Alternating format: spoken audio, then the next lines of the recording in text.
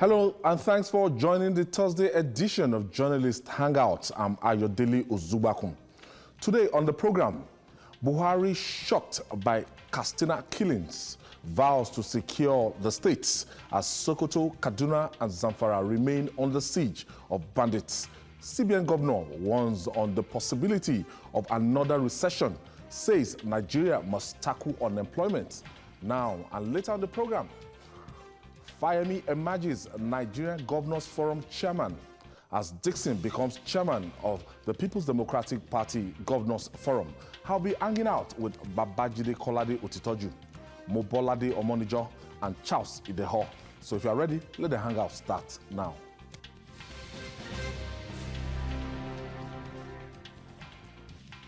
Thanks for joining us to describe the mindless killings in the guise of banditry in some northwest states of Nigeria as alarming and shocking is to say the least.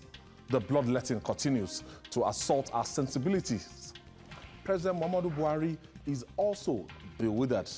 The president expressed shock over the reported killing of some residents of his home state of Katsina by bandits. But as it is said that tear-veiled eyes must serve its function of sight, President Buhari assured Nigerians that government will restore peace and stability in the states.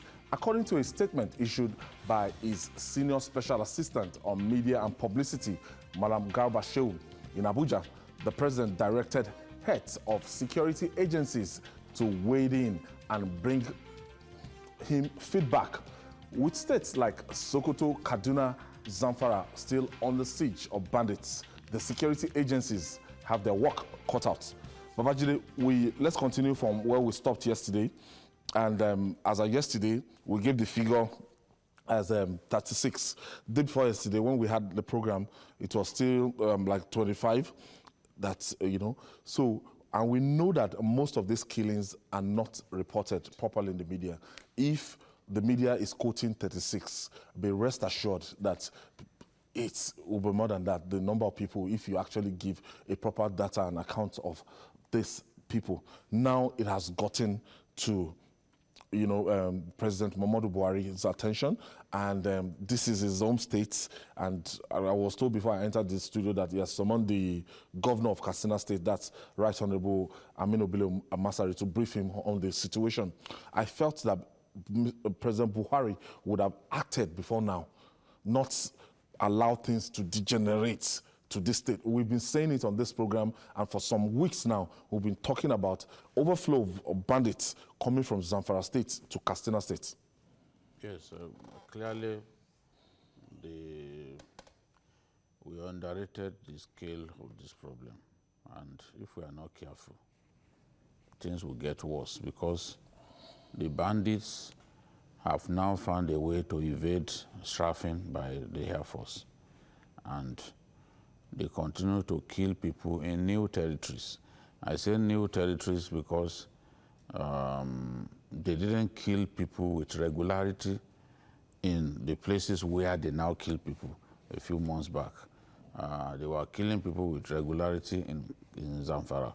But as we have seen, the killings in Zamfara have gone down a little bit, and clearly the boys have relocated to states that are contiguous to Zamfara, states like Sokoto, Katsina, Kebbi.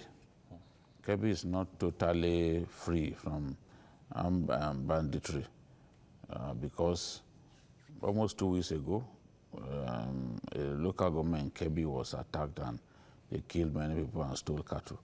So it's a big problem, because some of those communities are literally, you can describe them as interwoven. When you are driving through Sokoto, for example, you get to Tambua, you move just further ahead, you are already inside the Kebbi. And it's the same thing with Zamfara. There are many people who argue that a town like Gumi, for example, should have been inside Sokoto State, but it's in Zamfara. And Gumi is one of the areas where these guys are running riot. So any local government that is close to Gumi, because it is one of the places where bandits are running riot, any local government close to it cannot be said to be safe. So this is the problem that the people of Katsina are facing, because you ask yourself, this place was peaceful for a long time, at least for more than 2.5 to 3 years of Aminu Bello Masari's leadership of the state, after he set up the amnesty committee headed by Dr. Mustafa Inua. But because in Zamfara state, they couldn't come up with any concrete policy to address the problem, they are experiencing a spillover of the problem of armed banditry in Zamfara. So this is the situation at this time. There was no reason for us to allow these guys to escape, but we announced bombardment. We announced that we were sending troops to those areas. And why we continue to do that, I wish I understand. Because if you announce that you are sending maybe a battalion or 2 battalions of soldiers to a place, or you are sending a fleet of fighter jets to an area, you are preparing their minds for an escape. You are telling them, look, you better not wait. There's a video that is trending now where some soldiers in Hausa were swearing and say, Inakukene, where are you? Shebi, you said you can fight. Don't Ubanku Inakukene. Those guys had left. The soldiers got to the forest and they could not find a single soul. The video is trending. In anger, they set ablaze a part of the forest because those guys had run away. Asheba could hear, so you can't even fight. You can't stay. Why would they stay? They live to fight another day. That's the popular moniker, that a soldier lives to fight another day. It is a soldier who is killed that would not be able to present himself for a fight the next day. So our strategy, as I'm sorry to say, not been good enough. We should not have allowed these guys to get into Katsina. In my view now, as we have identified the forests in Zamfara and we've taken out their camps, they must have set up camps elsewhere in Katsina now, because how come they are so frequent now in terms of their attack? They are operating from somewhere. Yes. In Samojo, it's worrisome that you even hear of these bandits coming down south now. Oh, yes. I mean, Nigeria is one territory. There's freedom of movement. So you should expect that they could move one way or the other at any point in time. And that's why we ought to have taken this thing, as he said, very serious much earlier than now. We should have known, when you allow a sore to fester, then you know that treating it becomes far more difficult than it would have been if you had paid the necessary attention much earlier. That is a problem that we have to face. We are talking about Katsina today, and we are designing strategy to contain it in Katsina. If you don't spare thoughts and strategies for other contiguous states, then you can be sure that it will also spread there, even over there. I mean, today we are not hearing of such banditry in Kano. We are not hearing of it in Jigawa. It doesn't mean that they are totally and permanently safe. You have to find a way of containing them, of preventing them from setting up camps there. It's not impossible. And then you are talking of the South.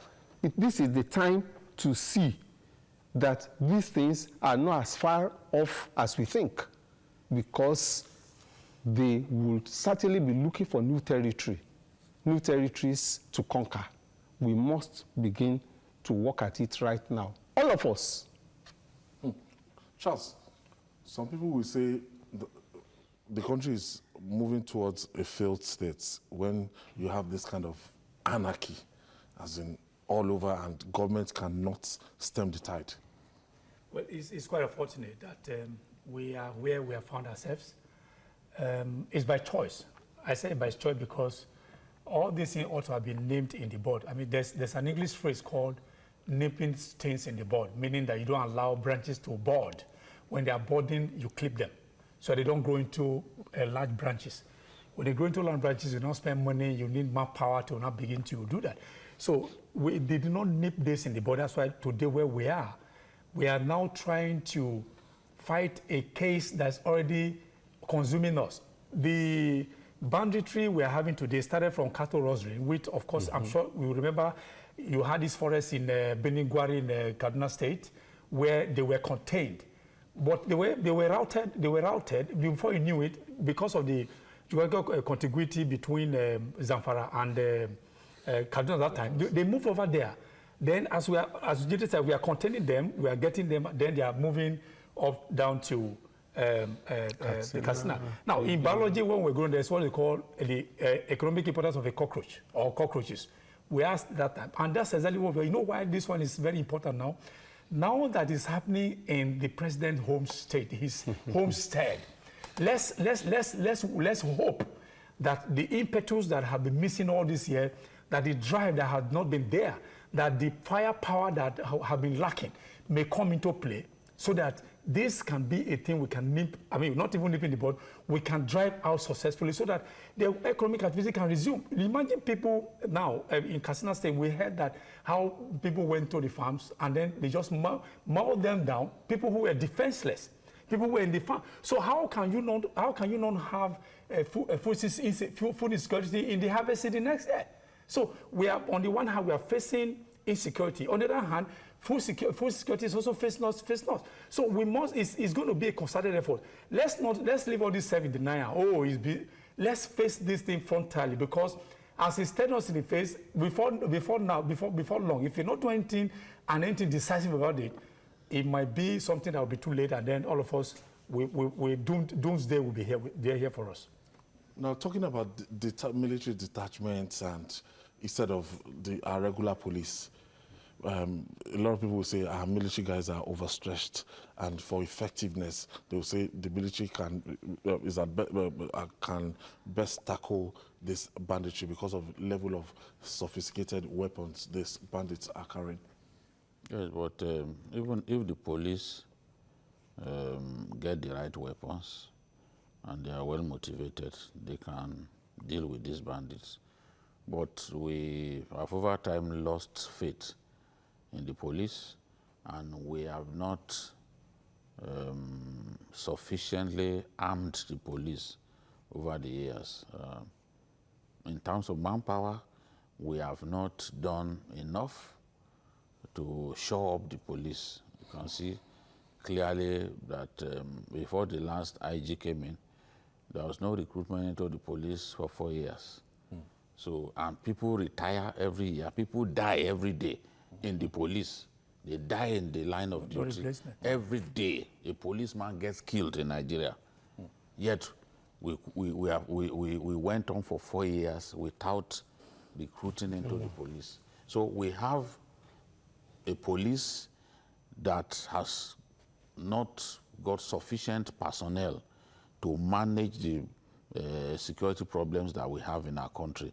And allied to that is the fact that it is not also sufficiently empowered in terms of equipment to face the bandits. Because bandits that go around with rocket-propelled grenades, you have to be extremely courageous to face them, because when you see even the army, even soldiers, as much as we venerate them, when a soldier sees you pointing and rocket-propelled grenade at him, he's likely to take to his heels, because the grenade will destroy anything within a 50-meter radius.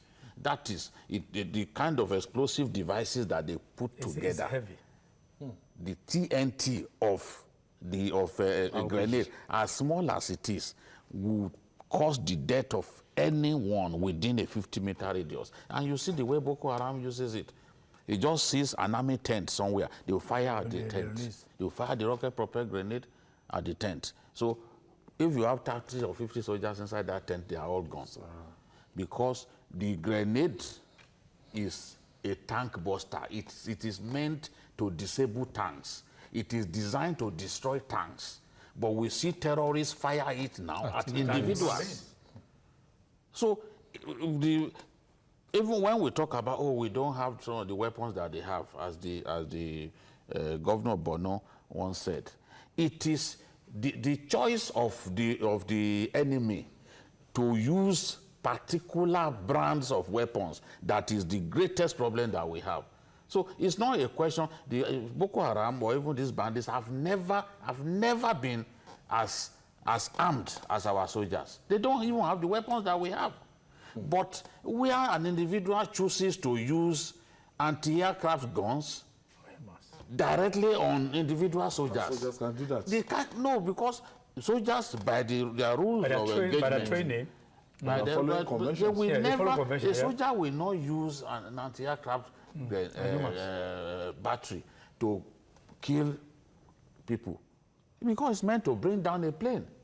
But you see Boko Haram desperate to give themselves an advantage. This is what they have mounted on their gun trucks. There's no Geneva Convention. So nobody, the Geneva Convention does not govern their activities. It doesn't. It's the same thing with the bandits. Yes. Geneva Convention does not govern their activities. And you've seen videos of some of these bandits. You see them proudly carrying the rocket-propelled grenades around. So it gives them advantage.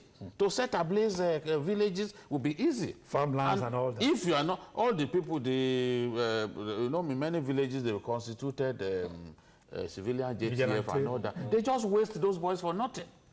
That's why the police now said, civilian JTF, don't get involved. Because we are wasting people. You don't have the firepower to confront these people. Mr. Manager, right now we might even be facing food crisis, as it were, as in some of those states, they are agricultural states. Unfortunately, that is staring us in the face, because if you see the trailers in peacetime that will go to Kano, to the north, to go and bring beans and all those down south, we depended a lot on those things. But now we are saying that now that they can't even go near the farms. And like you said, unfortunately, even the little that we contribute here, our farms are almost becoming no-go areas. Remember the other time they went to Chief Olufalai's farm? Now you have in the east, in the west, that people are finding it difficult. Yes. People are afraid. People are afraid of what will befall them if they were to go to farm. So if you don't go to farm, it means that hunger is staring you in the face. Charles? Yes. Well, I think first, we may say now it's up north. Down south here, we're also not safe. Apart from Delta he mentioned, there's a town called Ubuluku. Ubuluku is around, I think, Anocha, I can't remember if it's south or west, that people can't even go to the farm. Let me also come, even the one that concerns me primarily. I'm from Onwa local government. Onwa is from Edo State. A town called Afuze. I understand, if the other time, people came here and they killed GPO and all. As we speak now, people are already erecting tents in the forest around that. And look, we are farmers. As we speak, people can't go to their farms. Because I just got that report this week. Now, if we say, okay, they are up north, and these places are coming here. The question is that, do we have what it takes to contain them when they have become more evenly spread? Then what is the firepower of the military? Now, the military now, they're even overwhelmed. The issue of degrading or eradicating or whatever language you use, or Boko Haram, is still there. We are still staring on the face. We are having this recurring issue about the bandits here, and then you're now having pockets of all this in the south. Charles, so it's becoming so... We have to pay some bills. When we come back, go ahead. We'll talk more. Go ahead. It's still Journalist Hangouts. We'll be right back after this breather. Welcome back. If you are just joining us, you're right on time to your favorite program, Journalist Hangout, reaching you live from Television Continental. And we're looking at the insecurity up north and as the country as a whole, as a matter of fact. Yes. So, spreading. Yes. Okay, as I was saying, this is spreading, that as we speak, we just have to own up. We just have to own up that, look, this problem is here. We just have to take decisive steps to say, look, whether it's going to be the north or west, or the whole thing, even Ogun State, there are some villages even now. They said not even farmland. There's a place they even said they even went to people's houses and then they took their children and then they were asking for ransom. I mean, it's got to that level. They just picked. I personally, I'm here. I'm sure I mentioned that to you. I have been robbed by Fulani men before on Benin bypass. That Benin bypass. We have been robbed by those herdsmen. That they blocked the road with their cattle. We were saying what is before we knew they all came from the bush. I personally, I knew how much I lost my camera. I went to cover an event in Anambra. As I speak, those pictures I can't get them. The phone I bought, and even the money. There was a man who was with us, a trader who had about close to $1 million naira. He wore this knicker boka, the one they call boka, and then put money, and then one. They tore that. I don't know how they knew there was money. They tore it to get the money. Thank God that there was no loss of life. That's exactly where we are now to speak. So we need to face it frontally, and then defeat it if we must defeat it. If not, I will end that statement there. I'm telling you. Well, the threat that we face is real.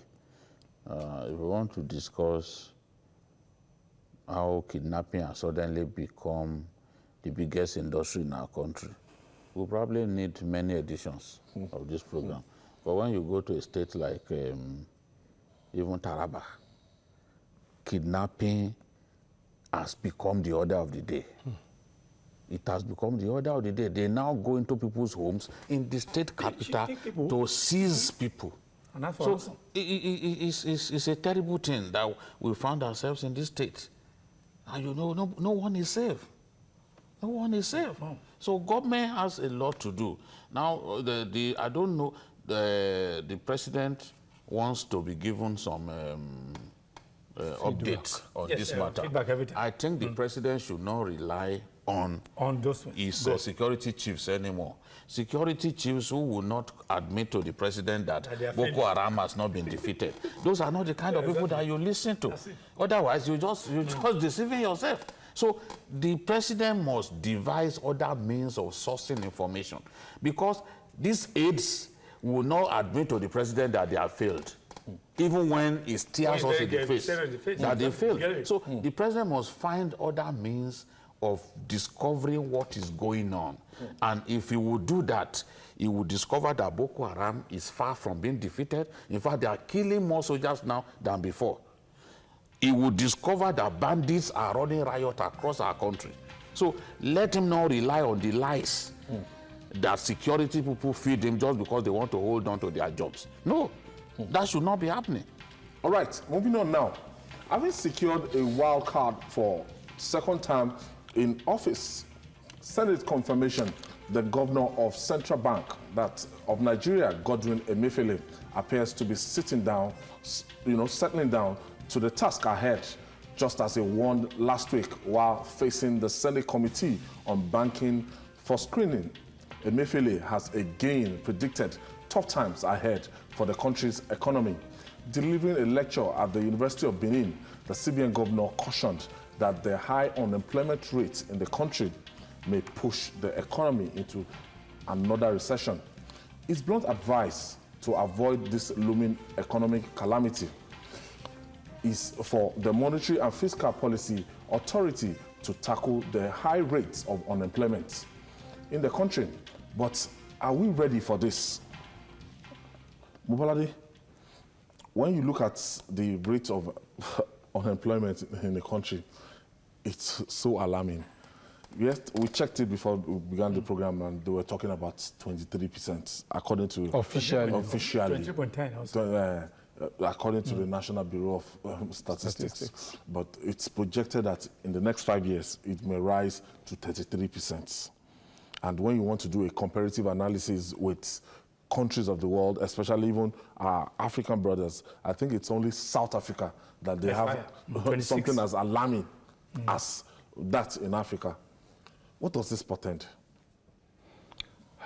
One, it not even portends. We already have the danger really looming in the country. Then it portends, if it's not checked, a bleak future. It portends inexorable movement into failure of the states. anarchy and chaos looming everywhere. You already have insecurity in most parts. That's what we have just discussed. We're always told that an idle hand is the workshop of the devil. The devil will find jobs for such people. Nobody sits down just expecting death. He tries to do something about it. So they are available to be hired by anybody, so that they could just feed themselves. Everywhere now you have kidnapping. It's becoming the fastest industry in the country, as Jide just said. Not just, armed robbery does not yield as much, so you go for the higher yield. Everywhere, in Lagos, everywhere, there is kidnapping. And it gives good money. It's bad money, but it's large money, so it's large sum. So they go for it. It's a problem that we have. We have to tame the unemployment. We don't plan. As far back as 1967, there was a book by Wolfgang Stolper, who was an expatriate here in charge of planning unit 1960 to 62, just before and after the independence. And he said, Nigeria, planning without facts. It was a problem. But even then, we still had some modicum of planning. We still had what we call the development plans and all that. We still had them. Now it's stopped. We don't have anything again.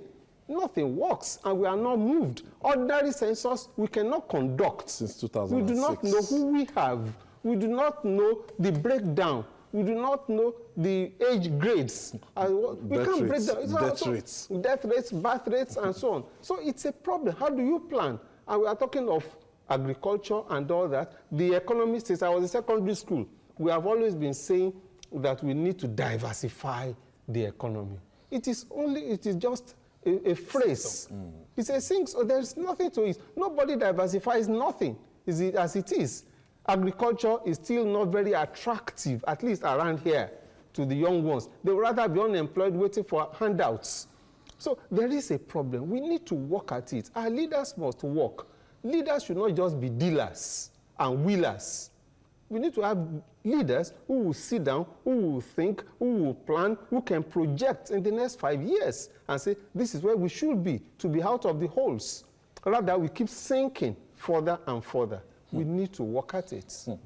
Jide, according to the statistics just released by the United States, 187,000 Nigerians actually went visiting the United States last year, and they did not come back. That is why they cancelled the Dropbox, whatever. So we cancelled the Dropbox, suspended it till further notice. So if your visa, your distance is expired, you have to. So the rate at which people want to even leave the country, that should be like an indication that government has failed to meet the yearnings and aspirations of its citizens. No, government has failed in many areas. Not just in the area of security, but security is a factor. If people don't feel comfortable, if people don't feel safe anywhere, they will go to where they feel safe. If people think that the future of their children is not guaranteed in Nigeria, they will go elsewhere, where they are sure that once those children are out of school, they will find jobs. Look at what is happening in America. The economy has improved. Nobody can deny that. People now do multiple jobs. Unemployment is 3.8%. You can afford to apart from your job, your primary job, still do job elsewhere because the jobs are available. Because the jobs are available. More and more people are being taken out of unemployment because every month they have the statistics. So the statistics will show you. That's why a Donald Trump can be boasting that, look, the U.S. job whatever is strong. Those are the fundamentals that people see, and they will be able to tell themselves that an economy is doing well. The fundamentals, for us, the fundamentals are weak. You see that is the same problem that Emefiele complained about in 2016, 2017, that we are still seeing. He's saying that, look, there are some uncertainties, there are some global uncertainties that will lead to a recession. He's already told us. So all Emefiele wants us to do the political leaders, all he wants them to do now is to try and save, so that when that rainy day comes, we have something we can fall back on. Pushing the effects. Yes, those cushions. He wants, and he said, look, if you look at global oil prices now, it is above the benchmark for the 2019 budget. That's still good. So, yeah, so it means that there is a window for us to save. But this generation of leaders will not save. I mean, it's very easy to predict that. Yes. They will not agree to save. Share the money. For the month of April now, they got in excess of 600 billion. Shed it. Dollars, You know, please. 600 billion. That the naira now. It's dollar your medium of exchange. Before now, there were occasions when they shared only about 300. Yes. You know, I think around 2016. 2016, during the recession. Things were really bad. Now, they are sharing double that. SS. But nobody cares. Nobody wants to save for the rainy day. If you even make attempt to save, there are some people who will take you to court. They will go as far as Supreme Court to stop you from saving. And the same people who will say, no, the government didn't save. They will refuse to talk about the role that they played in ensuring that that government was hamstrung when it came to saving. So this is the situation. He said, let us prepare for that rainy day. Honestly, the way he spoke is like he has concluded that we will be back in recession. Yes. That is a matter of time. So in the midst of this poverty, this present poverty, yes, we are expecting a rainy day, because it is so bad now that Nigerians are complaining.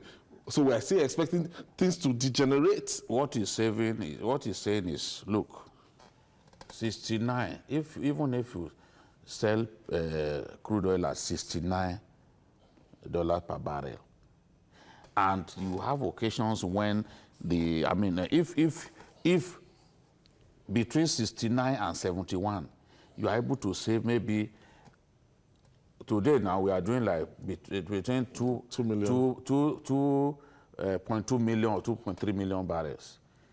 If we are able to save like $3 on each barrel, the excess, that is what he's saying. Then you have the cushions.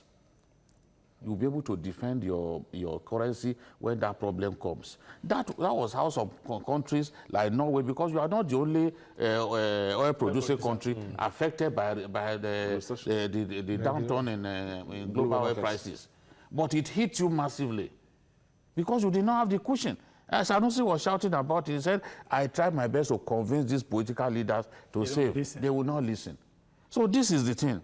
Yes, we've shored up our foreign reserves to the point that we have enough to sustain import commitments for up to 9 months.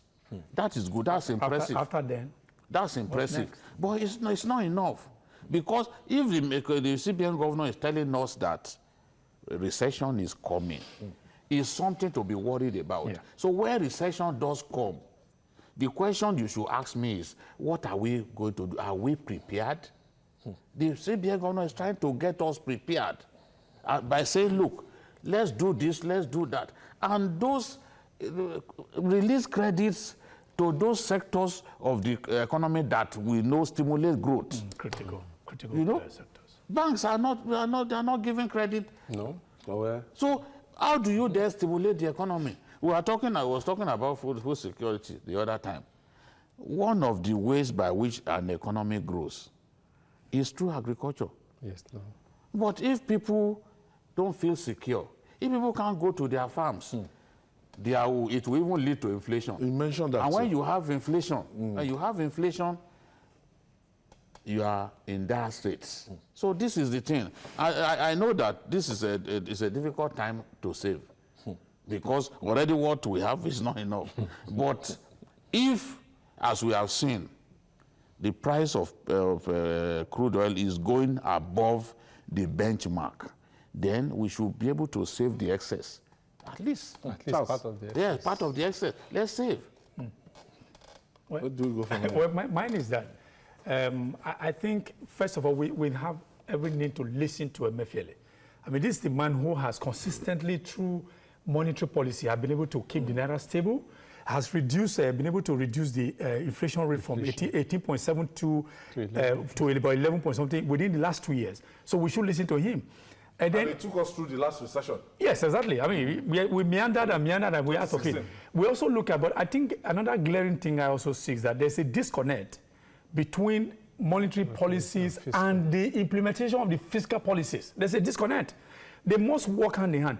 How do you create money, for instance? You don't create money by printing money. What do you do for it? I give an example. If you go to Mowe, government wants to spend, government has to spend money for us to make money. You say, okay, let's build about 500 units of bungalows. What you have done is that the people are going to acquire the land from, you are spending money, they're going to be lawyers, they're going to be draftsmen, they're going to be architects, and you are spending money. They're going to be laborers, they're going to be cement sellers, they're going to be people who are going to supply sand and gravels and all that. What you are doing is that you have created a flurry of activities around the economic activities.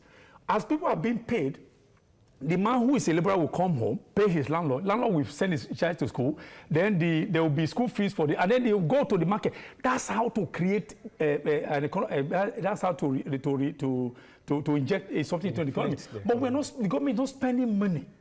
We must spend money for us to be able to get this unemployment rate lower than as it is now.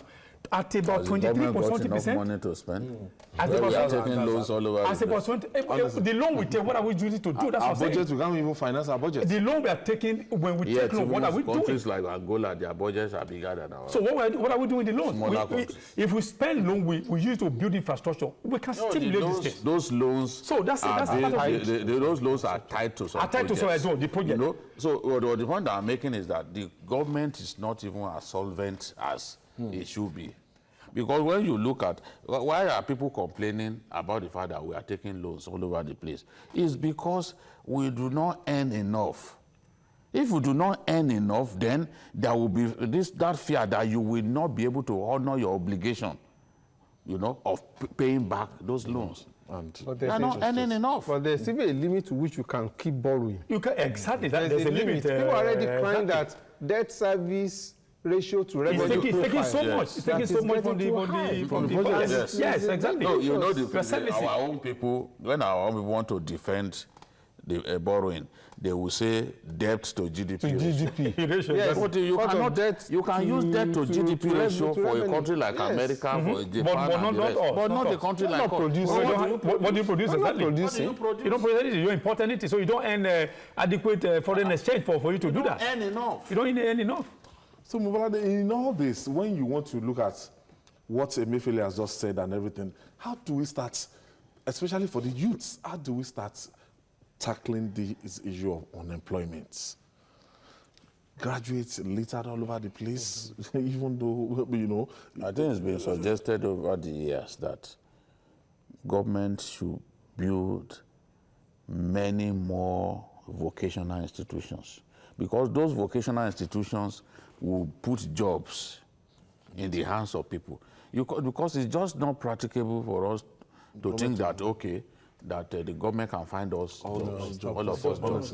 But with those vocational institutions, people can learn skills that will now put food on their tables in the final analysis. Look at what's happening now.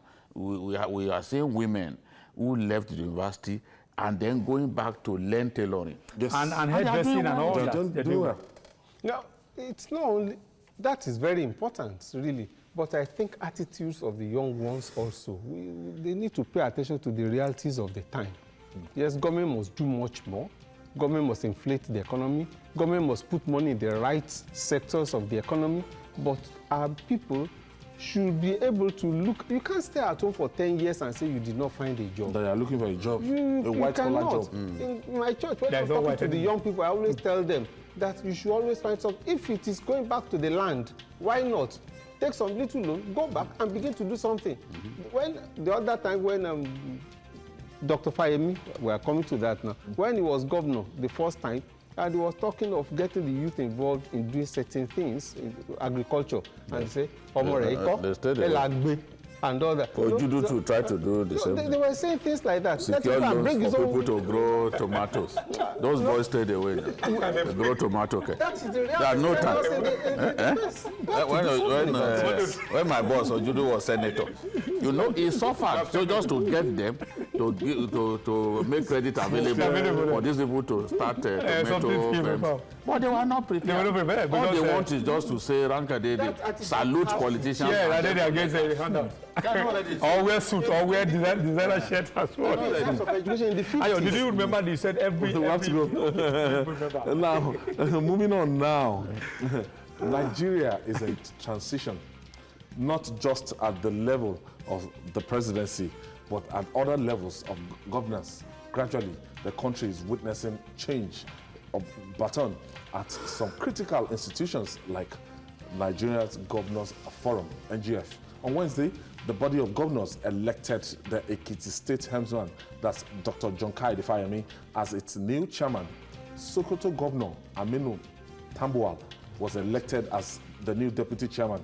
Fayemi, who succeeds Governor Abdulaziz Yari, is the first governor from the southwest to emerge as the chairman of the NGF since its establishment in 1999. Similarly, Bayelsa State Governor Seriake Dixon emerged as the chairman of the People's Democratic Party (PDP) Governors Forum after a meeting of the governors in Abuja. Let me quickly take this break and pay these bills. When we come back, we'll talk about the Governors Forum. Welcome back. Babajide, John Kaide-Fayemi as the new chairman of Nigerian Governors Forum. Yes. From the southwest, Ekiti State governor. Yeah, we saw it coming. We saw it coming. There was no opportunity to talk about it. We would have predicted it with accuracy because there was this news item when we started hearing that the little man in Kaduna was interested in that position. And then the PDP governors said, it is Fayemi that we are ready to vote for. I knew that Fayemi had carried the day. And of course... They gave reason? Yes, they gave their reasons. And of course, you and I know why a Fayemi would be favored over the Kaduna governor, for example. Although the politicking, I like the politicking. I like the fact that it was Nasir El-Rufai himself that was made to nominate yes, so that it won't be disgraced. Yes, and then even in doing that, they were also smart. Despite the fact that it became like a consensus, they still went ahead and voted. So that nobody will come and say, no, we didn't vote for him. So it goes into the record books as a real election. He won an election. That he won an election, ballots were cast, and then he became the winner. Kaide-Fayemi is like a ranking governor, if you can describe it. Yes. So he's eminently qualified. The only thing that I didn't particularly like is why the haste. Why didn't you allow the new governors to be inaugurated? Because it's like what you have done is you've taken the decision behind their back. And governors who are on their way out, people like Yari, people like Shetima, they were the ones, they were the ones who went to vote. So why the haste? Is it that you felt that... people like Makinde of Oyo State... Yes. And the rest of them did not determine... Yes. And the governor, the governor-elect in Borno, the governor-elect in Yobe, the governor-elect in Adamawa, and the rest of them, you effectively shut them out. You see, the Nigerian politicians are very interesting people, honestly. Because what's the haste about? Why should people who are on their way out, they have just less than 10 days left, they are the ones voting for people who are going to do a minimum of 4 years. So I don't know the politics behind it. Then I'm also intrigued that Governor Dixon who has less than a year I'm surprised too. Very. to Yeah. go. Yes. Yes, you know, his election is November. Okay, well, Still less than a year. less than a year. Okay, I was November. November. The election is in November, but to go in January. I said less than a year. So It's a trick, really. he is the one who has won. So why shouldn't it be someone who has a 4-year mandate, minimum of 4-year mandate?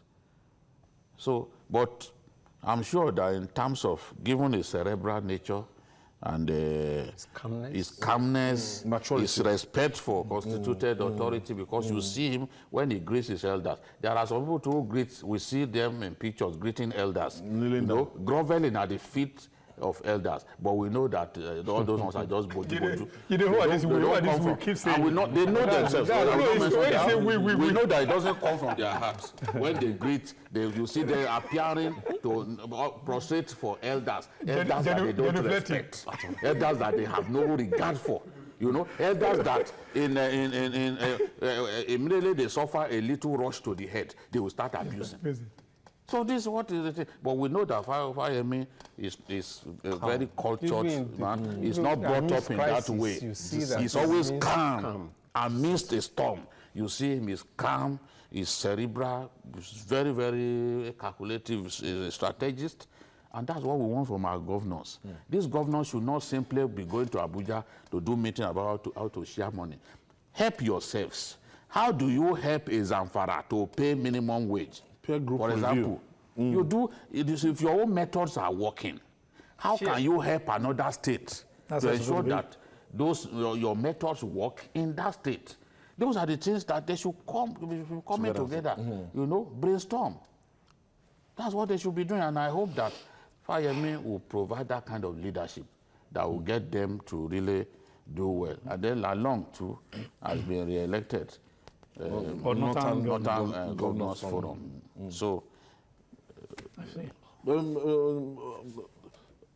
Monijo, looking at the kind of pedigree Fayemi is bringing to the table and what he has done in his last, even in Ekiti State, he has been doing some, you know, wonderful things. And how do you see that shaping the image of Nigerian Governors Forum?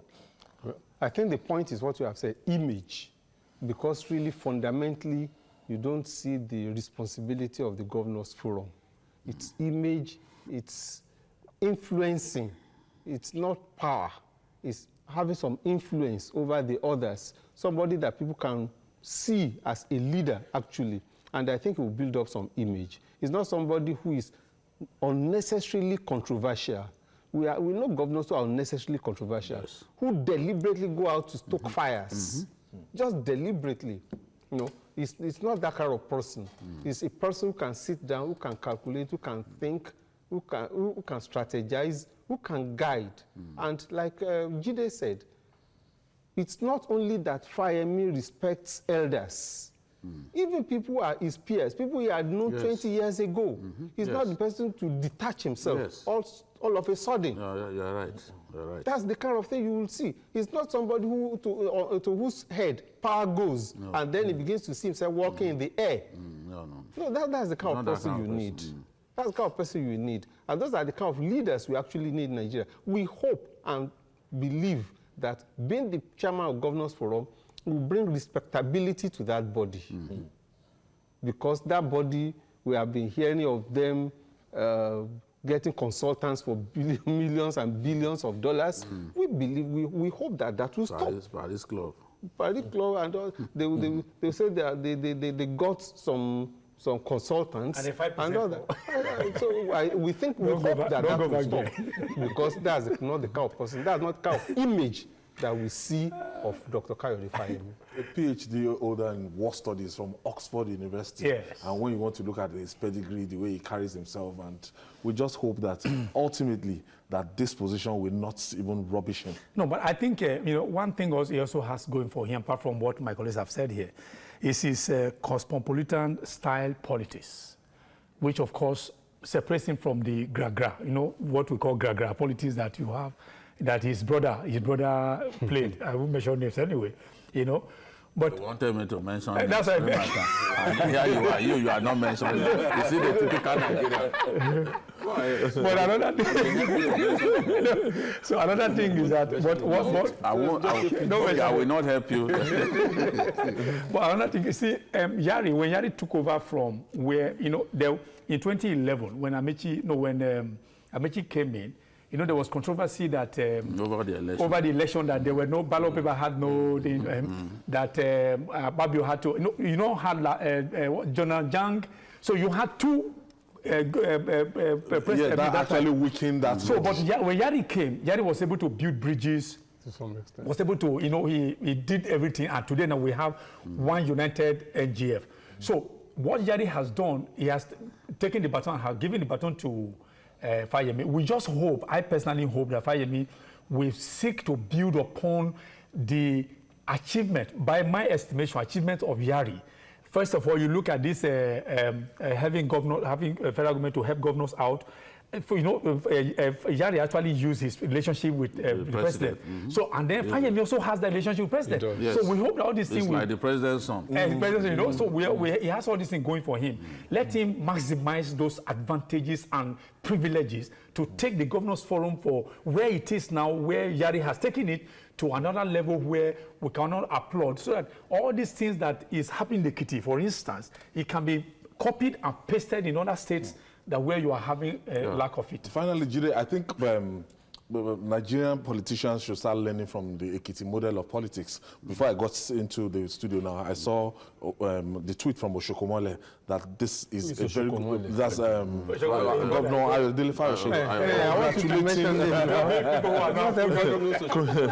Congratulating John Kaide Fayemi and saying that this is the pride of Ekiti. Yes, this is the pride of Ekiti that goes beyond politics. Any Ekiti son. Any Ekiti freeborn, any Ekiti freeborn will be proud of this achievement. Any Yoruba freeborn, any freeborn from the southwest will be proud that Kaide Fayemi has emerged as the chairman of the Governors Forum, not Southwest Governors Forum, not Southern Governors Forum, the Nigeria umbrella body. So it's a massive achievement, and it speaks to the stature of Kaide Fayemi as a politician who has a future. I believe that this is not where it ends for him. I believe that he has a future in Nigerian politics. He carries himself very well, and that's why the pretender stood no chance. So the pretender had to do the right thing. At the end of the day, the person that the generality of the governors wanted emerged. And he also has a good mate in the person who has emerged as the deputy. Yes. Tambua is similar to him in many ways. Yes, that's correct. Bright lawyer, humble, and forward-looking. So, good times are ahead for the Nigerian Governors Forum. All right, I want to thank you. That's it, thank you. Charles, yes. Ideal. Thank you, Mr. Mubarade Omonijo. Thank you for coming on the show. And the master himself, Babajide Kolade Otitoju. And that's our offering for today. Join us tomorrow for another episode of the program. You can also watch Journalist Hangouts on our platforms showing on the screen. We're also on YouTube, youtube.com/TVC News Nigeria. Our feedback channel is Journalist Hangouts at tvcnews.tv. I'm Ayodele Ozubaku. Bye for now, and God bless Nigeria.